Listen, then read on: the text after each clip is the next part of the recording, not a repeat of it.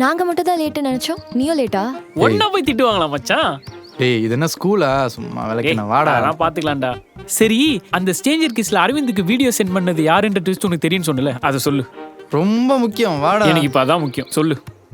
ஆமாம் சொல்லு. சொல்றா. ஏன் ஏதாவது ஒர்க் வந்துருச்சா? இல்லடி, என்னால் வர முடியல. நீ அந்த ஸ்டோரிக்கு ஒரு என் கார்டு போட்டு வரியா? உங்ககிட்ட ஒரு முக்கியமான விஷயம் பேசணும். சரி வை, நான் வரேன். வச்சுட்டு போட்டேன்னா உன்னை நீ போய் வாஷ் பண்ணிட்டு வா. It's okay.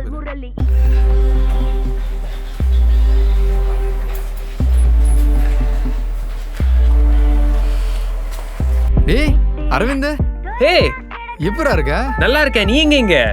நான் இதை இங்க பாடுற சிங்கர் நம்ம ஃப்ரெண்டு தான்டா, அதான் பார்க்க வந்தேன். நீ எங்க? நான் இங்க என் கேர்ள் ஃப்ரெண்டோட வந்தேன். ஓ. எங்க இருந்தான்னு தெரியல. ಬ್ಯಾಂಕ್ಗೆ ಸಿರಿಚ ಅಪಿಷ್ಟು ಅಪಿಷ್ಟು ತನ್ನಿಮೆಗೆ ಒದಗಿನ ಸೆಲ್ಫಿಶ್ ಸೆಲ್ಫಿಶ್ ಇದೆಲ್ಲ பொறுக்க இல்லைய வயசு அன்பினா நான் உரியர். ராக்ஸின் எனக்கு அந்த வீடியோவை காட்டினா நான் அப்படியே அதை அரவிந்துக்கு அனுப்பியிருப்பேன். இதுதான் அப்படியே போகும். போதுமா? வா. நெக்ஸ்ட் எபிசோட்ல என்னடா ஆகும்? எபிசோடா? என்ன எபிசோடு? ஏன் சுகி, மேம் நம்ம வெப் சீரிஸ் எடுக்கிறோமா என்ன? நான் கூட படம் எடுக்கிறோன்னு நினைச்சேன்.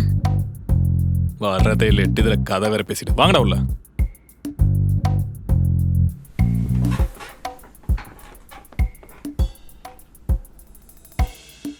சதீஷ், அவ்வளோ இன்ட்ரெஸ்டா எந்த சீரிஸ் பற்றி பேசிட்டு வந்தீங்க? மேம் அது ஸ்ட்ரேஞ்சர் கிஸ்னு.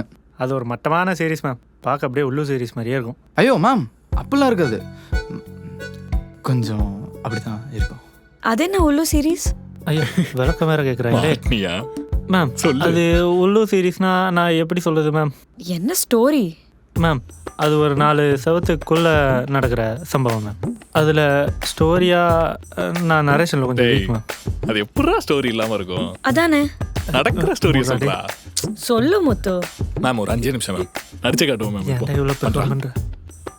இல்லை மேம், நானே சொல்லிடுறேன். இதில் ஸ்டோரின்னு பார்த்தீங்கன்னா ஒரு கூட்டு குடும்பத்தை எப்படி கட்டி காப்பாற்றுறது, குடும்பத்தில் இருக்க சின்ன சின்ன பிரச்சனைகளுக்கெல்லாம் எப்படி சொல்யூஷன் கொடுக்கறது, அது மட்டும் இல்லை பாசத்துக்காக ஏங்குறவங்களுக்கெல்லாம் எப்படி சப்போர்ட்டிவாக இருக்கிறது, இதை பற்றிலாம் டிஸ்கஸ் பண்ணுற ஒரு மகத்தான எஜுகேஷ்னல் பர்பஸ் உள்ள ஒரு சீரீஸ் மேம்.